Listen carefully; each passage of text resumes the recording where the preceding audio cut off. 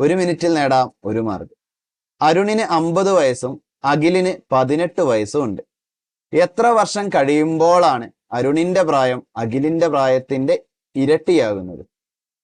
ഒരാളുടെ പ്രായം മറ്റൊരാളുടെ പ്രായത്തിന്റെ ഇരട്ടിയാകുന്നത് എത്ര വർഷം കഴിയുമ്പോഴാണെന്ന് കാണാൻ ഒരു എളുപ്പവഴിയുണ്ട്.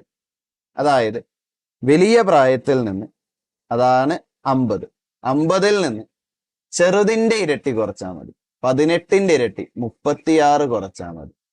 50ൽ നിന്ന് 30 പോയാൽ 20, പിന്നെ ഒരു 6 കൂടി പോയാൽ 14. അപ്പൊ നമ്മുടെ ഉത്തരം 14 വർഷമായിരിക്കും. എന്താണ് ചെയ്യേണ്ടത്? വലുതിൽ നിന്ന് ചെറുതിന്റെ ഇരട്ടി കുറയ്ക്കുക. 14 വർഷം കഴിയുമ്പോൾ അരുണിന് 14 വയസ്സ് കൂടി നമുക്ക് 64 വയസ്സാകും അല്ലെ?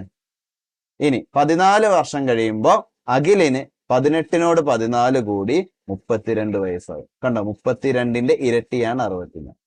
ഓർത്തു വെക്കുക, വലുതിൽ നിന്ന് ചെറുതിന്റെ ഇരട്ടി കുറച്ചാൽ മതി.